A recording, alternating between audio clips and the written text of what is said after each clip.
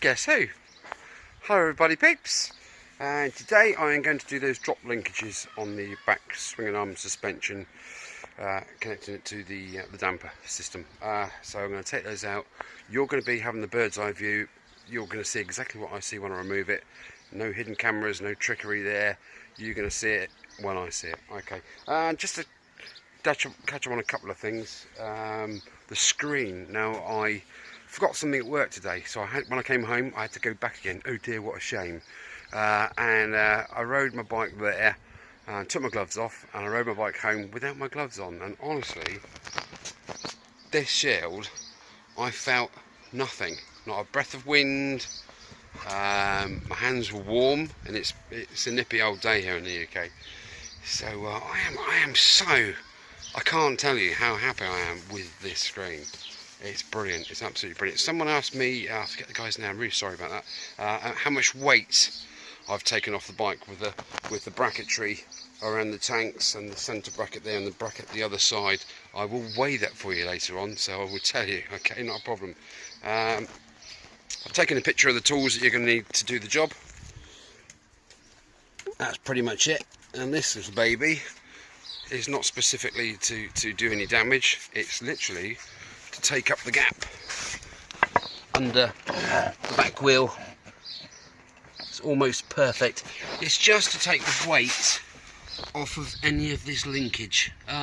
With the swinging arm hanging suspended like that, there is no real tension on this bolt, on these bolts as such, but just so nothing sort of drops down or anything, I've just put that under there just to wedge it in place, and so there's no surprises. Okay, right.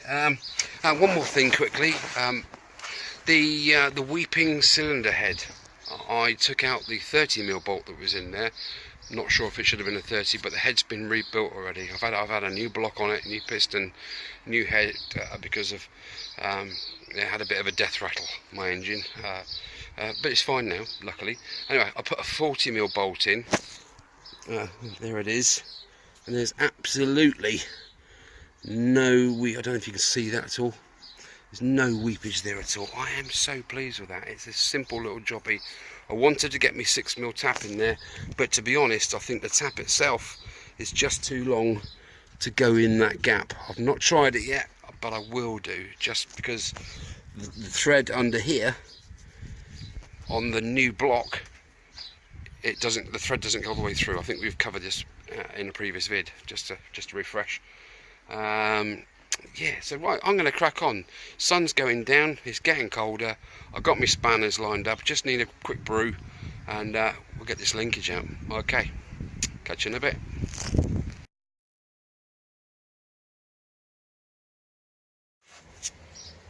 Hi ho, fiddly dee, 14mm and 17mm required. Right, I think I'll undo this. Oh look, security. What? Look, the people don't want to see you kissing me, dog, do they? No, sirree, Bob. Look, wrong way round. Let's undo this one first. Whoa. That's pretty tight. Once we drop this shock absorber pin out, there will be no more tension on anything. Right, that's that. There's me 17mm nut out of there.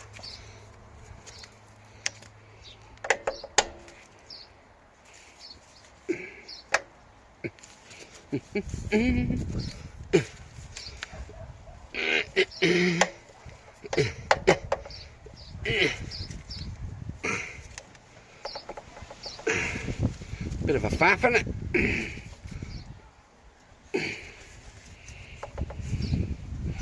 Let me try and wind it out with me ratchet.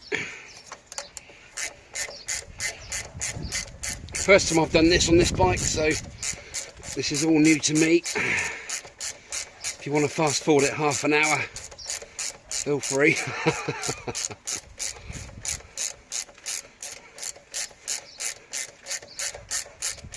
Obviously that's telling me that something's not quite lined up right.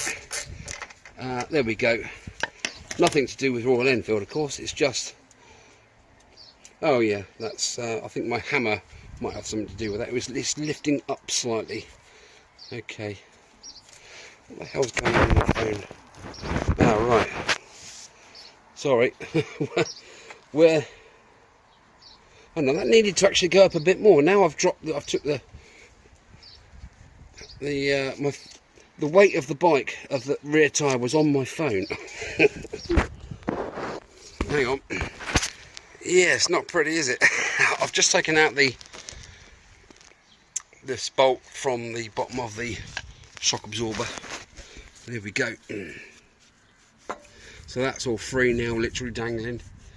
I'm wondering how difficult that is to get the top bolt out. It's up under there somewhere.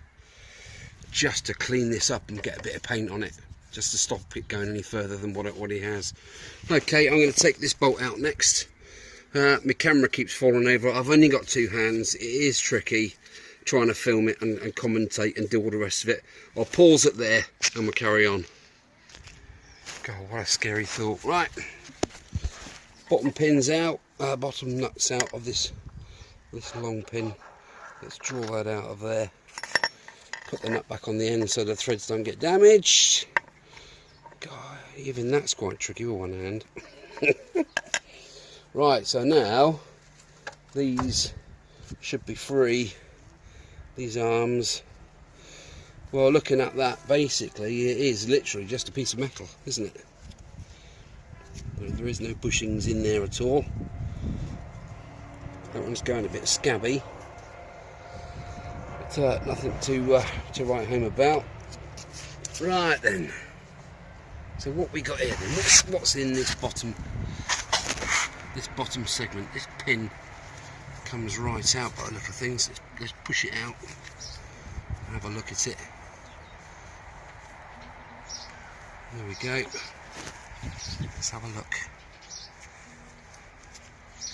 Well, this side, this end is completely fine. That end, got a load of corrosion around that end.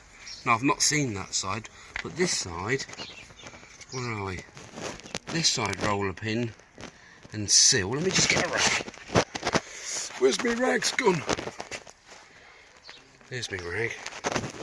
We'll get a bit of rag in there and just give it a bit of a wipe.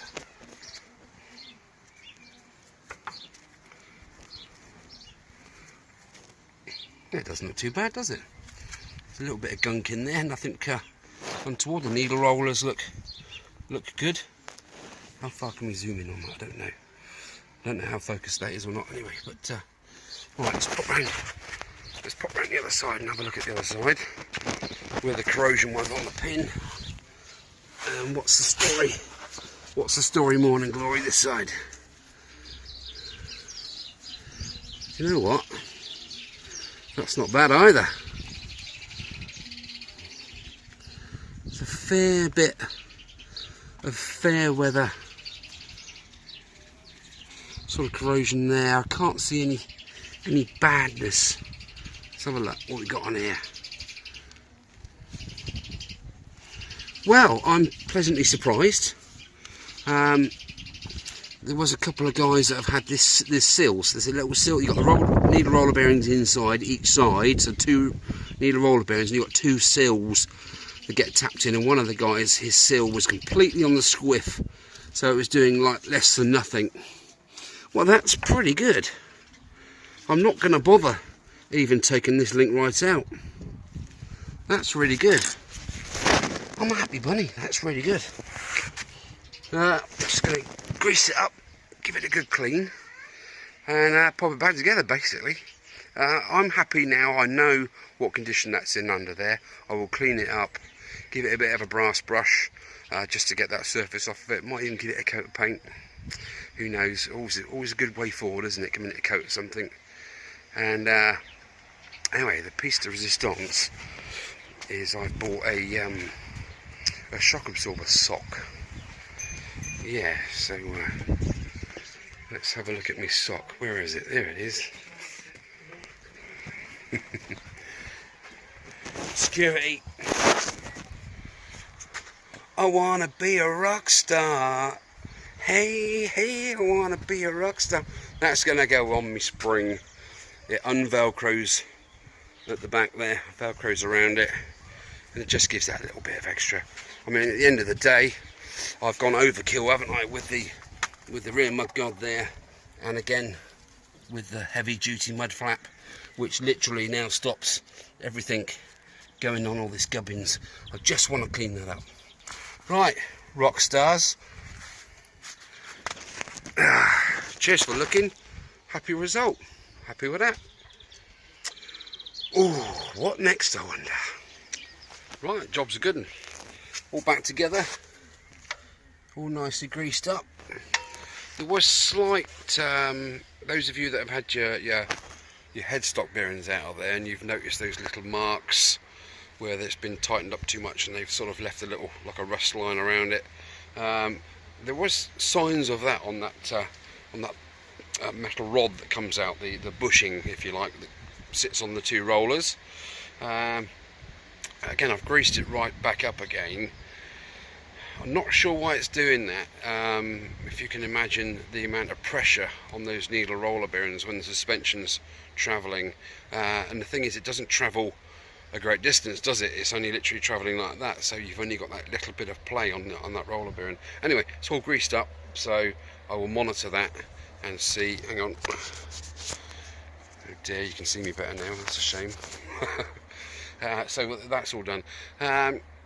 One other little thing that I've done already that's concerned me was my bar risers. Now, they weren't the most expensive bar risers on the planet, I've got to be honest with you, and I've noticed a little bit of,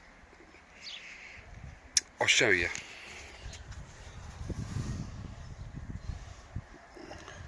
Don't know if you can see that. No, for goodness sake, where are we? See that gap there? It's not a uniform line, it's pinching at an angle. And again here, where is it? It's not flush. The two mating surfaces aren't flush. It's sort of like that. Now that, to me, says weakness. You're putting stress on the threads, and they're only alloy at the end of the day, aren't they? And you're putting the stress on the bolts. Can we see it better from the front? Probably. Can you see that there? You've got a big gap this side and a little gap that side. Little gap, big gap. So it's not good, is it? Now, I've been rummaging in that Aladdin's cave I like to call a shed, and I found these. And they're a lot higher than the original bars. And as you guys know that I've changed the bars already, the original stock bars are made of fairly thin alloy. If I was to go off-roading on that and doing any kind of jump or just being a little bit more aggressive than you need to be with it, I wouldn't trust them as far as I could throw them, and it's quite a long way actually. So because of that height on there, because it's about 30mm higher, 40mm higher than the original bars, if I take off the bar risers and fit these on, the handlebars, the grips, will be exactly the same height as what these are with the bar risers on. Plus I've got the cross strut. Looks a bit jiffy, doesn't it?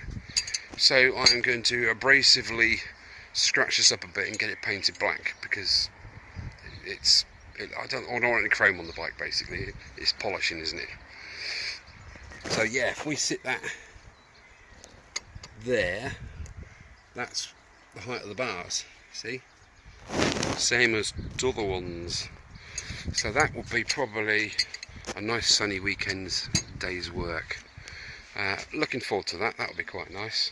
Yeah, that about wraps it up. Thanks for watching.